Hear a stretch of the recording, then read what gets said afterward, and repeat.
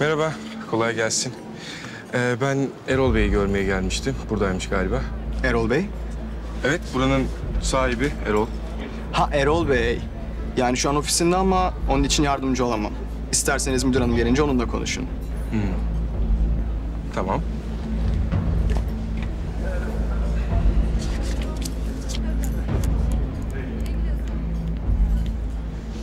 Gelince lütfen beni haberdar edin. Tabii. Kolay gelsin.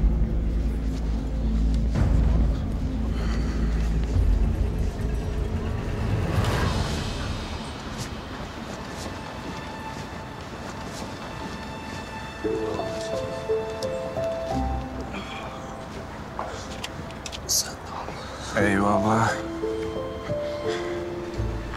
Birader sen kimsin? He? Sen kimsin? Ben aşağı Arif'e geldim. Yanına çıkıyordum da dedim boş çıkmayayım. Şunlardan birini alayım. He sağ ol abi. Arif abi mutfakta. Tamam sağ olasın. Sen kimsin asıl? Ben burada herkesi tanırım, seni görmedim. Ben yeni başladım. İyi hadi hayırlı olsun. Eyvallah. Hadi kolay gelsin. Sağ ol abi.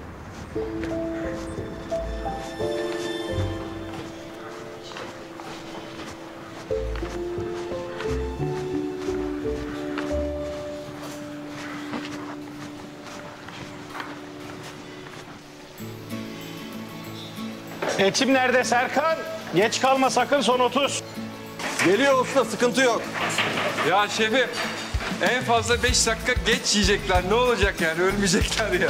Vay doktor hızlısın. Hoş bulduk. İstersen. Ya size zahmet. Estağfurullah. Teşekkür ederim. Hoş geldin doktor. Kolay gelsin. Telefonda görüşemedim de dedim belki hani gidersem kolay gelsin. Bir otelde görüşürüm ama gene görüştürmediler. Arayacaklar bakalım. Ya bana sorarsan var ya bizim patrona hiç bulaşma, boş ver. Bak ne diyeceğim, sabah İzmir'den atom kokoreç geldi. Yapma. Bana da ayıraydın. Almam mı ya? Yalnız yanımda şey yok, nakit yok. Ben onu havaleyle sana. Ayıpsın doktor, konuştuğun lafa bak ya. Kokoreçler benden. İyi hadi. Ama şöyle bir 2 gün dinlensin, iyice kendine gelsin. Tamam. Şimdi sana ne vereceğim? Bonfile, çok güzel. Sağ ol. Tokum. Bir şey yemeyeceğim ama benim yardımcı olabileceğim bir şey varsa yapayım. Var.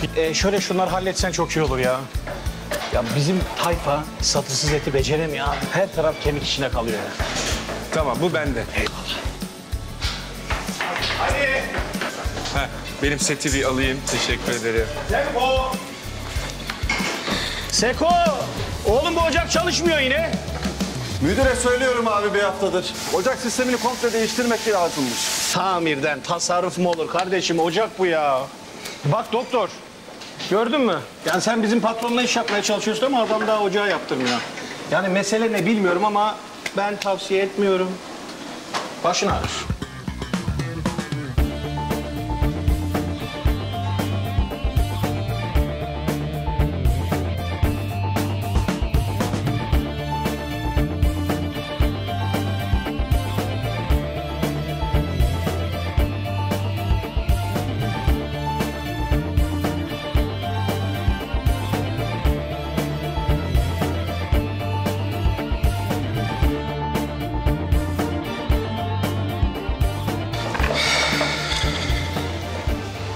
Yalnız şiir gibi oldu ha.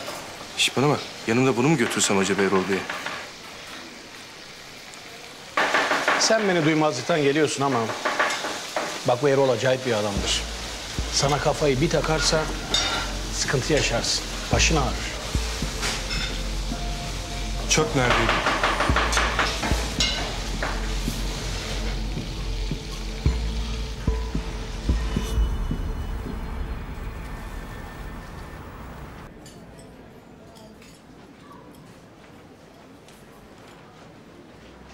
Biraz ileride. Buyurun.